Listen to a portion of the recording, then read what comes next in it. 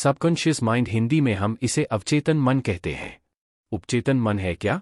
समझने के लिए हिप्नोसिस को पहले उपचेतन मन को समझना चाहिए। उपचेतन मन हमारे मन का एक हिस्सा है जो संवेदनशीलता के स्तर के नीचे काम करता है। यह हमारे विचारों, भावनाओं, व्यवहारों और आदतों को आकार देने में एक महत्वपूर्ण भूमिका निभाता है। अक्सर हमारे अनुभवों और निर्णयों पर प्रभाव डालता है, बिना हमें इसे महसूस किए। उपचेतन मन को समझना मानव मनोविज्ञान और व्यवहार के विभिन्न पहलुओं को समझने के लिए आवश्यक है। यहाँ कुछ महत्वपूर्ण बिंदुओं को समझाने में सहायक कुछ की प्रमुख बातें हैं। 1. अचेतन प्रक्रियाएं। उपचेतन मन सभी मानसिक प्रक्रियाओं को समायोजित करता है जो संवेदना के बाहर होती है। इन प्रक्रियाओं में स्वतः प्रगतिशील शारीरिक कार्य जैसे दिल की धड़कन, सांस लेना, सीखी हुई आदतें, भावनात्मक प्रतिक्रियाएं और अनजानी स्मृतियां शामिल हैं। 2. जानकारी का संग्रहण। उपचेतन मन स्मृतियों, अनुभवों, विश्वासों और रवैयों के लिए एक भंडार का कार्य करता है जो हमारे जीवन के दौरान जमा होता है। यहाँ तक कि अगर हम इस जानकारी को सच्चाई नहीं मानते हैं, तो यह हमारे विचारों, भावनाओं और व्यवहारों को प्रभावित कर सकता है।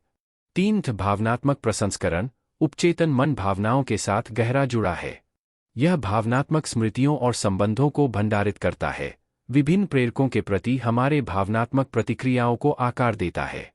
डर, इच्छा और चिंता जैसी भावनाएं अक्सर उपचेतन मन से उत्पन्न होती हैं। 4. आदत निर्माण। हमारी बहुत सी आदतें और रूटीन उपचेतन मन द्वारा नियंत्रित होती हैं।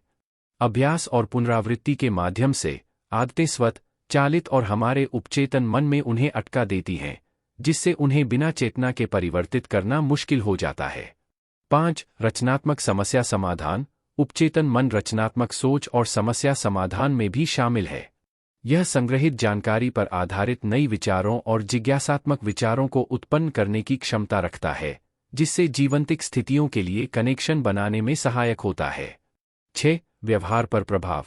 हालांकि सचेतन मन तर्कसंगत निर्णय और युक्तिपूर्ण विचार के लिए जिम्मेदार है, उपचेतन मन व्यवहार पर भारी प्रभाव डाल सकता है। यह गहरे निश्चित विश्वासों, डरों या इच्छाओं पर आधारित संवेदनशीलता के आधार पर सचेतन मन की इच्छाओं या पसंदों को ओवरराइड कर सकता है।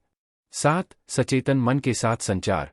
जैसा कि उपचेतन मन संचार करता है, जबकि सचेतन मन की जागरूकता के स्तर के बाहर होता है, वह विभिन्न माध्यमों जैसे सपनों, अनुभूति और प्रतीकात्मक चित्रों के माध्यम से सचेतन मन के साथ संचार कर सकता है।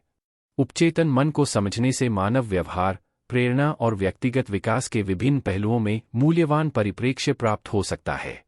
हमारे विचारों और क्रियाओं को आकार देने में उपचेतन प्रभावों के बारे में अधिक जागरूक होकर हम अपने जीवन पर नियंत्रण पाने और सकारात्मक परिवर्तन लाने की क्षमता प्राप्त कर सकते हैं।